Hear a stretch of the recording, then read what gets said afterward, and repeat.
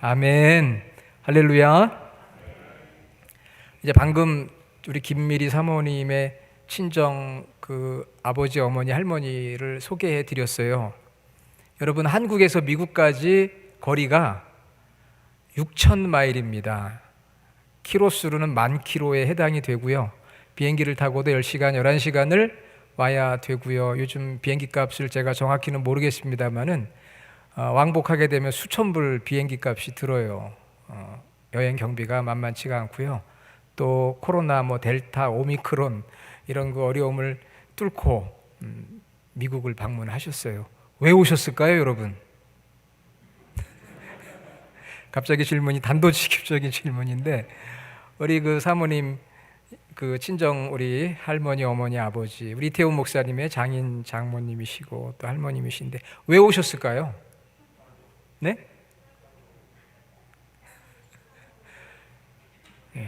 다 여러분이 아실 거예요. 어떻게 설명할지는 좀 모르실 수도 있지만, 여기에 많은 돈을 들이고 어려움을 뚫고 이 미국 LA 오늘 교회까지 오신 이유는 단 한 가지입니다. 그것은 바로 사랑입니다. 사랑하기 때문에. 사랑 때문에 먼 길을 오신 거예요. 사랑 때문에. 그 사랑 때문에 자녀들, 자녀손들 역시도 아버지, 어머니, 할머니, 할아버지를 사랑할 수밖에 없는 것입니다. 사랑 때문에 오신 거예요.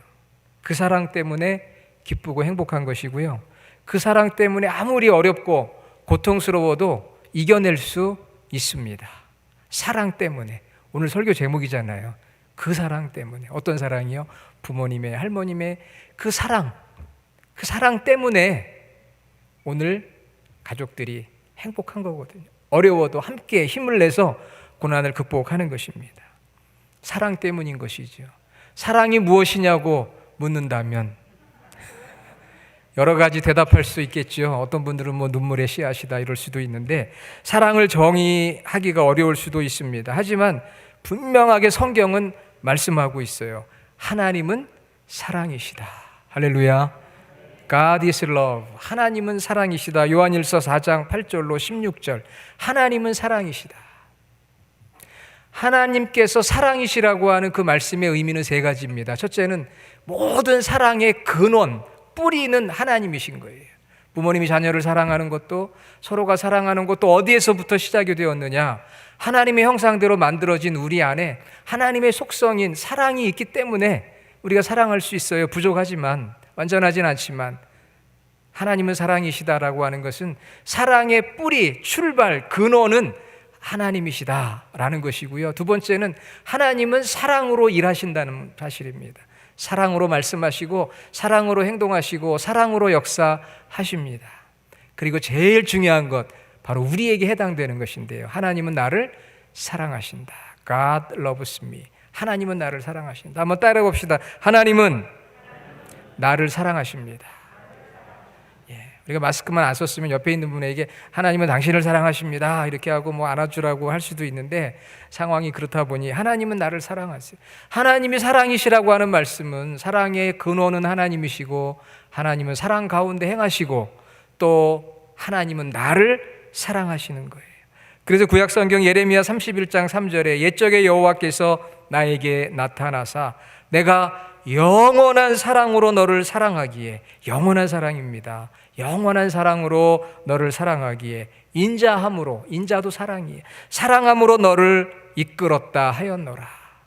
하나님께서 나를 영원히 사랑하시고 사랑으로 이끄셨다고 말씀하셨어요. 그리고 오늘 우리가 읽은 요한복음 3장 16절, 하나님이 세상을 이처럼 사랑하사 독생자를 주셨으니 이는 그를 믿는 자마다 멸망하지 않고 영생을 얻게 하려 하심이라.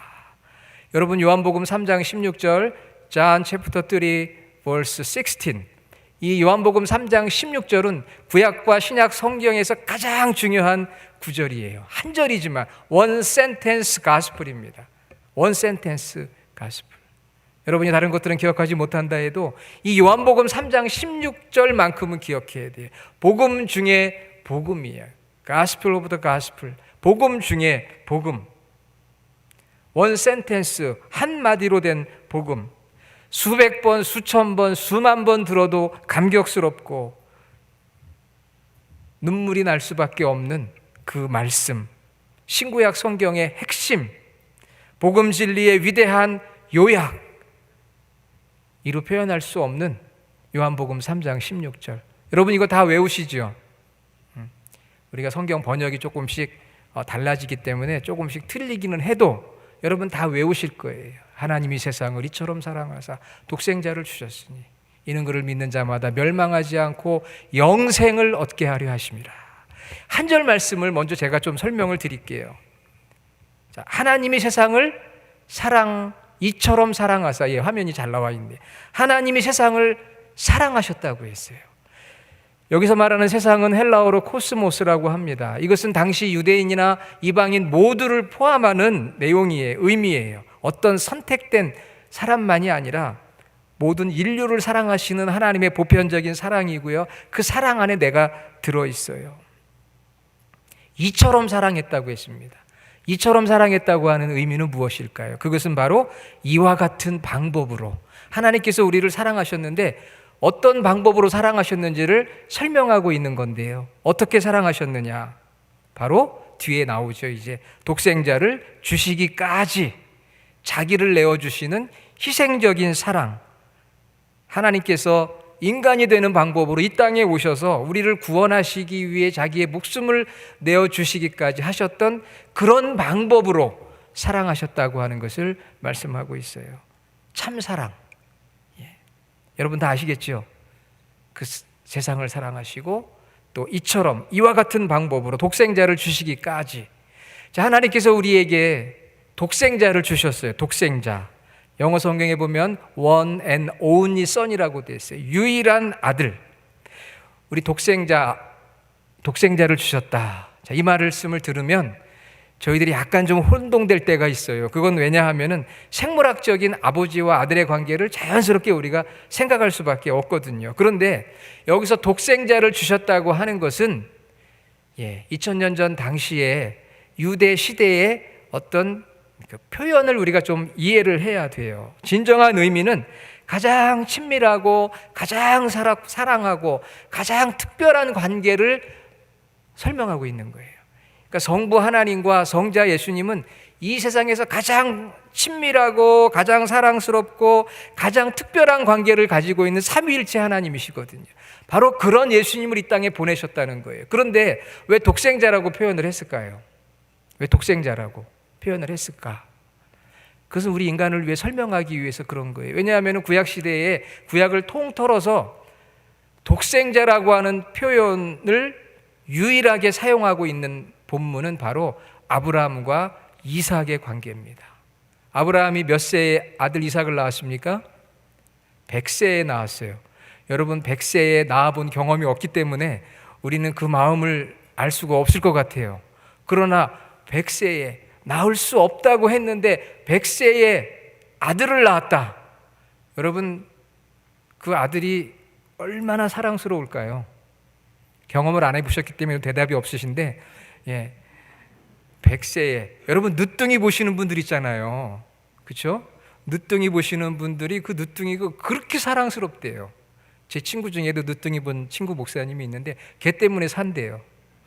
집에 돌아오면 스트레스 받고 그러다가도 집에 오면은 너무 그냥 귀엽고 기쁘고 행복하대요. 얘가 없었으면 어떻게 했을까? 그래서 제가 좀 후회스럽더라고요. 아브라함이 100세에 낳은 아들 이삭, 그게 독생자예요. 그렇게 친밀하고 사랑스럽고 특별한 관계, 그 관계가 바로 성부 하나님과 성자 예수님의 그런 관계라고 우리가 이해할 수 있도록 독생자라는 표현을 사용하고 있는 것이죠. 그러니까 우리는 독생자라는 표현을 들으면 아버지와 아들 생물학적인 그런 생각을 많이 하지만, 그리고 여러분 혹시 오해는 하지 마세요. 왜 엄마는 없고 딸은 없나 그러는데 그건 당시 2000년 전에 유대적인 표현이에요. 지금 같으면 당연히 딸도 들어가고 부모와 자녀의 관계지만 당시 유대 그 시대의 구약 시대에 가장 친밀한 관계는 아버지와 아들의 관계로 표현이 되고 있고요. 왜냐하면은 그 아버지의 모든 유산과 가족을 이끌어 갈 대를 잇는다는 의미가 있기 때문에 그래요. 지금은 이제 그런 의미가 없습니다. 여러분 오해하지 마세요. 목사님 맨날 얘기하신다고 그렇게 말씀하지 마시고, 지금은 전혀 관계 없지만 예전에 그랬다는 거예요. 그때는 아버지와 아들의 관계가 그런 친밀하고 사랑스럽고 독특한 관계였다고 하는 것이죠. 아브라함과 이삭의 관계, 그런 관계가 바로 아버지 하나님과 아들 예수님의 관계인데, 그렇게 귀한 예수님을 이 땅에 우리를 구원하기 위해서 보내셨고, 그 길은 고난의 길이고 죽음의 길인데, 여러분 생각해 보세요. 100세에 낳은 아들을 죽음의 길, 고난의 길로 보낸다는 게 쉬운 일 아니잖아요. 그만큼 우리를 사랑하셔서 그 아들을 보내신 거예요. 이 땅에 보내신 날, 바로 그날이 오늘 우리가 예배하는 성탄 아니겠습니까? 가장 사랑하는 자를 죽음의 길로 보낼 정도로 우리를 사랑하셔서 이 땅에 오신 성육신 하신 날, 그날이 바로 성탄이고요. 그래서 이는 그를 믿는 자마다, 그 예수님을 믿는 자는, 믿는다고 하는 것은요, 예수님이 구원자래, 그분이 하나님이시래, 이런 객관적인 믿음을 말하는 게 아니고요.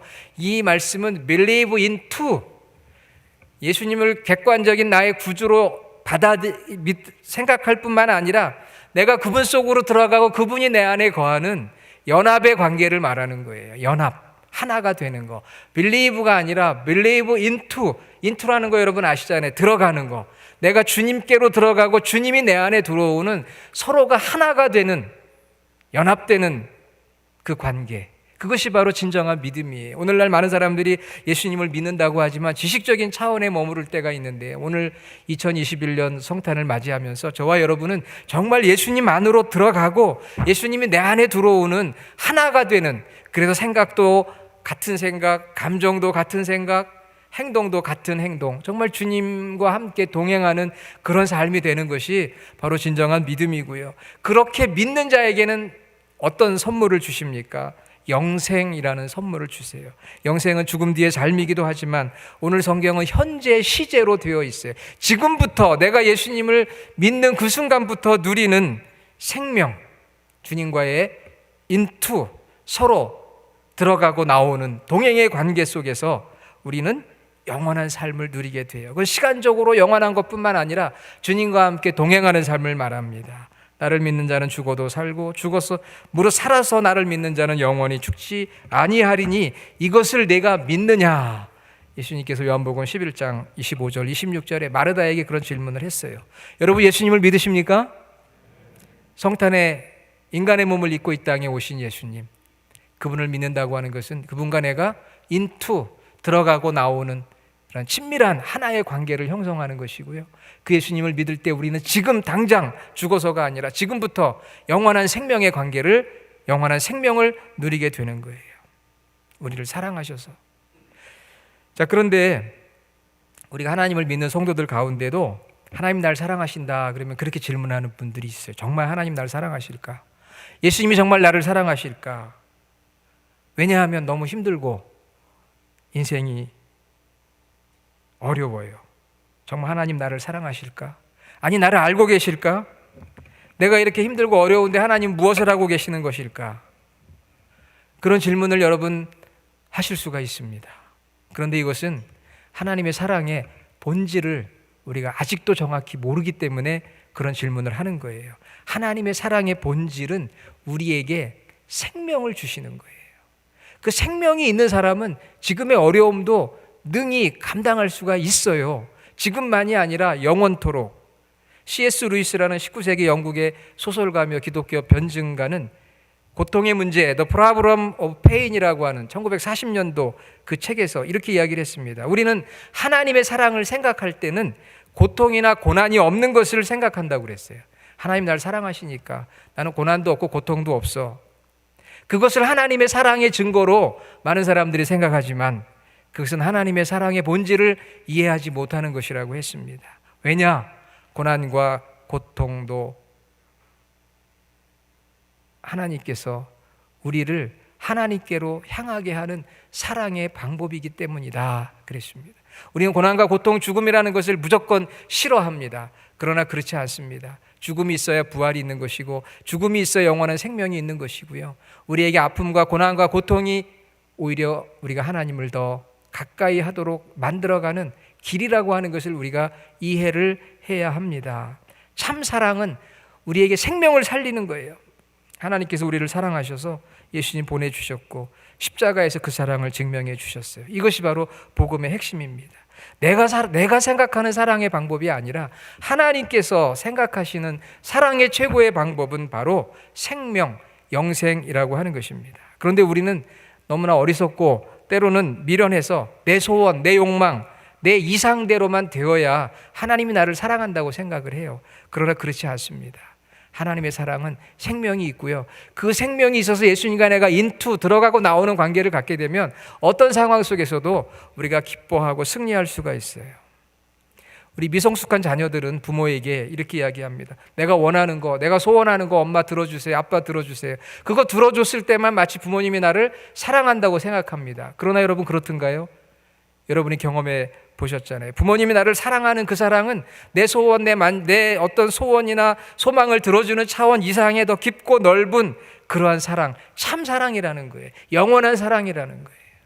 때로는 우리의 소원을 들어주지 않을 때 있어요. 왜? 진정 사랑하기 때문에. 하나님의 사랑의 본질은 우리에게 생명을 주시는 것이에요. 그것이 영원한 생명, 죽음 뒤에 오는 생명만이 아니라 오늘 우리가 이 땅에 살아가면서 우리를 절망하게 하고 우리를 죽게 하는 모든 것들을 이길 수 있는 능력이라고 하는 사실입니다. 할렐루야. 하나님께서 하늘 보좌를 버리시고 이 땅에 오셨어요. 그게 성탄이에요. 아낌없이 자신을 선물로 내어주시기 위해 오셨어요. 그래서 그를 믿는 자는 영생을, 생명을 얻습니다. 그를 믿는 자에게 명예나 재물이나 권세를 주신다고 약속한 게 아니에요. 그렇다고 해서 그런 것이 필요 없다는 것이 아닙니다. 그런 것도 부수적으로 일시적으로 우리에게 주어지지만 영원한 것, 참된 것은 바로 생명이라고 하는 것을 우리가 기억해야 돼요. 그런데 우리는 그것이 없다고 해서 하나님은, 주님은 날 안 사랑한다, 그게 아니라는 것입니다. 한국의 장로회 신학대학이라고 있어요. 거기에 현재 총장님으로 계시는 김은영 교수님, 그분의 시가 있어서 제가 그 시를 보며 감동이 됐어요. 그 중에 몇 구절 소개하면은요, 하늘 궁전 떠나 조그만 염을 통해 살짝 몸을 맡기신 것도 사랑 때문이다. 어둠의 한복판에 조용히 찾아와 구원의 빛을 비추어 주심도 사랑 때문이었네. 떨고 있는 내 인생의 허물 슬며시 거두시고 가슴 가득 감싸 안으신 것도 사랑 때문이었네. 사랑 때문에 오셨고요. 사랑 때문에 우리를 구원해 주셨고, 사랑 때문에 오늘 교회 공동체로 우리를 불러 예배하게 하셨습니다. 나를 안아주시려고 하늘 보좌를 떠나 나에게 찾아오신 성탄의 사랑. 여러분, 그 사랑을 우리가 다시 한번 깨닫고 감격하는 오늘 성탄이 되기를 주의 이름으로 축원합니다. 여러분, 성탄을 매년 맞이하잖아요. 벌써 2000년이 지나고 매년 성탄을 맞이하다 보니까 습관적인 성탄이 되어질 때가 있어요. 또 성탄이 왔구나. 우리 마음을 새롭게 해야 돼요. 어떻게 해야 됩니까? 그 사랑 때문에 우리를 찾아오셨는데, 먼 길을 찾아오셨는데, 우리 여기 한국에서 이렇게 부모님이 먼 길 사랑 때문에 오셨는데 우리 목사님 사모님 어떻게 하실 거예요? 예? 사랑 때문에 오신 우리 부모님 어떻게 대접할 겁니까? 표현해야 돼요. 표현. 사랑을 고백해야 돼요. 감사합니다. 사랑합니다. 그러면 되죠? 짝사랑이 되지 않도록 찬양하고 경배해요. 오늘 여러분이 마음껏 이 한 주간 주님을 찬양해야 돼요.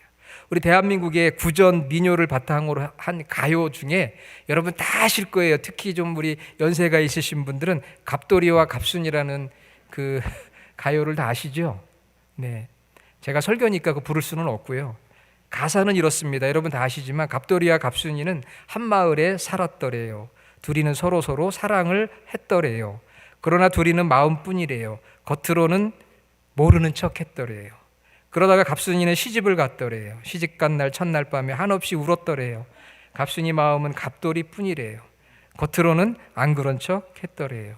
갑돌이도 화가 나서 장가를 갔더래요. 장가 간 날 첫날 밤에 달 보고 울었더래요. 갑돌이 마음은 갑순이 뿐이래요. 겉으로는 고까지껏 했더래요. 저도 어릴 때 이 노래 들으면서 참 바보 같다, 그런 생각했어요. 여러분 어떻게 생각합니까? 그 바보 아니에요? 아니 사랑하는데 왜 그렇게 해야만 했습니까? 여기서 끝나는데 서로 사랑했지만 그 사랑은 이루어지지 않았어요. 왜 이루어지지 않았을까요?